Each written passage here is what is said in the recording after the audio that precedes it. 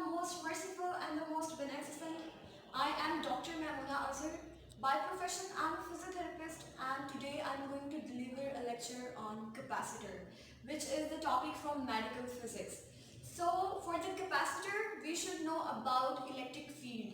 Electric field is the region around a charge where some kind of force is being produced, and these forces are clear when another charge is brought closer to that particular charge. When there is repulsive force or attractive force, the region where these forces are being existed, that is the region where electric force is basically existing. And there are some particular characteristics which are being produced from the electric lines of forces which are produced from electric charge. They travel straight in line. They are produced from negative side or negative charge and go towards the positive charge, and they are also affected by the presence of conductor, as they can travel easily through the conductor and they can travel less easily, or they can travel hardly through insulator or dielectric material. So the basic topic from where we were going to start, that was capacitor. Capacitor is a device which can store electric charge. Now, how we can store electric charge? I will tell you about the making of capacitors. There are two plates of metals. One is positively charged, while another one is negatively charged. And in between them, there is dielectric material. And this dielectric area or surface can be air or any other dielectric or insulating material. Now, when this area where there is one positive plate and there is another negative plate, in the central region where there are some atoms which are neutral in state, and these are basically insulator.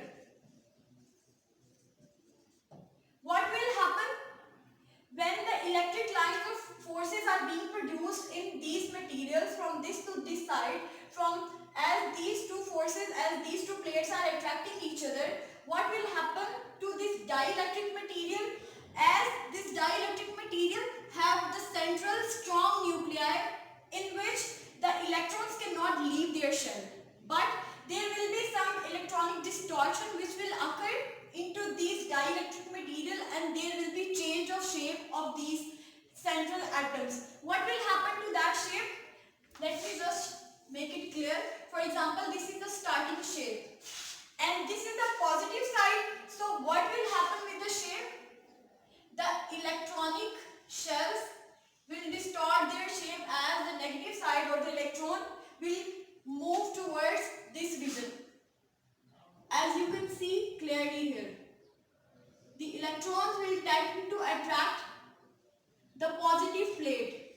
So there is electronic distortion and the change in shape is being occurred.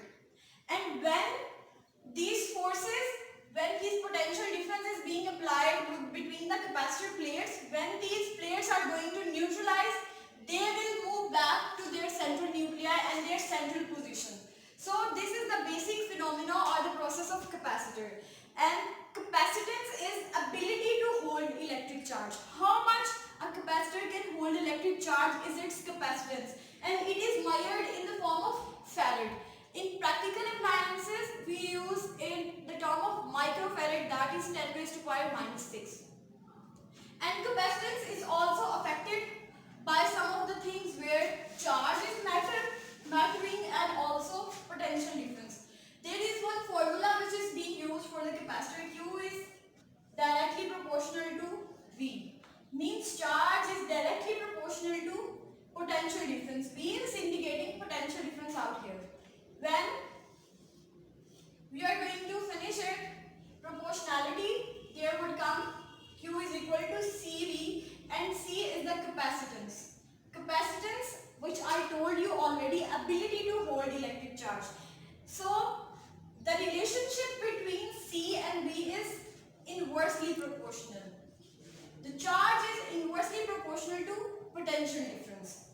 There are some factors which are also affecting the capacitance of our capacitor, and these factors are A, is directly proportional to capacitance. If the higher the area, there would be higher capacitance. Then also the other factor is presence of conductor. If there is presence of conductor, there would be less potential difference, and then potential difference is less. At that point, capacitance would be higher. So these are the factors which were affecting capacitance of a capacitor. Now the detailed topic for this is charging and discharging. As I clearly told you people, that molecular distortion occurred in the central insulator when these plates were charged. Now the point matters that how these plates were charged. These plates can be charged by applying potential difference. Another phenomena is we have studied electrostatic induction in the last topic. Electrostatic induction will induce these plates to be relatively charged. For example, through electrostatic induction, we made this plate positive and we made this plate negative. When these plates were made positive and negative, the electronic distortion occurred as the tension was developed in the atoms. So this tension which developed this kind of distortion in the atoms, and when the charge was removed, the atoms turned back to their original position, original state. The movement of electrons in such kind of state where they cannot leave their central nuclei, this kind of current producing is called displacement current.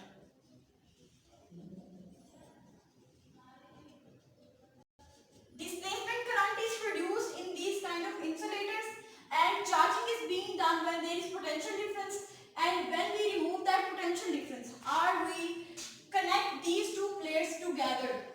So what will happen? The extra electrons from the negative side will go towards the positive side and they will get neutral and discharging will occur. So for charging we should apply potential difference or electrostatic induction, and for discharging we can unite these two plates and then we can make them neutral so that discharging can properly occur. After that we are going to move towards the types of capacitors. There are different types of capacitors where the shape of the capacitor is being designed at different perspective. The first one is parallel plate capacitor. As we have drawn already, one plate is positive while the other is negative. This is parallel plate capacitor, and inside of them there is dielectric material. Then comes spherical capacitor. One plate, for example, this is the positive plate.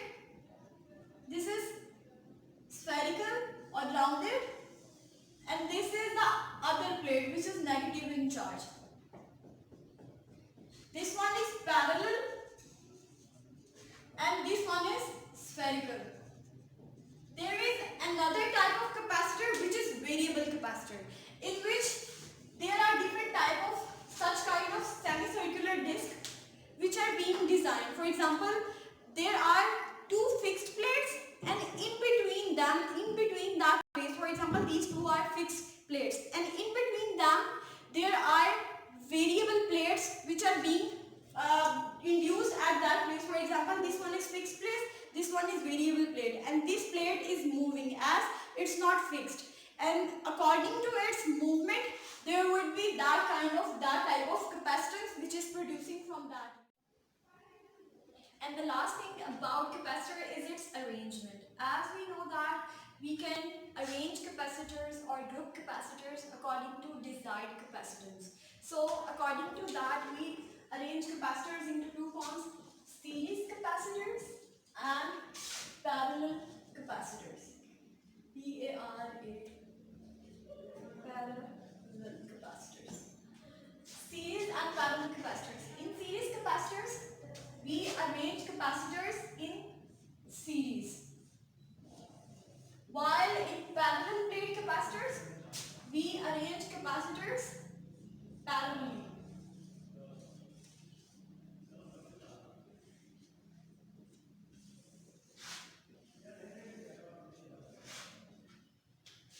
Voltage is being applied. So in series capacitor, and this one is parallel capacitor, C1, C2, C3, C1, C2 and C3. In series capacitor, capacitance is changing. So the formula for this is 1 over C is equal to V over Q. 1 over C is equal to V1 plus V2 plus V3 divided by Q. And the basic formula which is always used for this is 1 over C is equal to 1 over C1 plus 1 over C2 plus 1 over C3. And for series, this one can be seen like this. C is equal to Q over V. And here, Q1 plus Q2 plus Q3 divided by V. And the basic formula for this is C is equal to C1 plus C2 plus C3. So this was all about the capacitors, its electric field, its characteristics, capacitance, factors affecting that capacitance, also charging and discharging of capacitors, type of capacitor, and in the end arrangement of capacitor where there are series and parallel capacitors. If you guys have any query, any question, you can ask me, and thank you so much for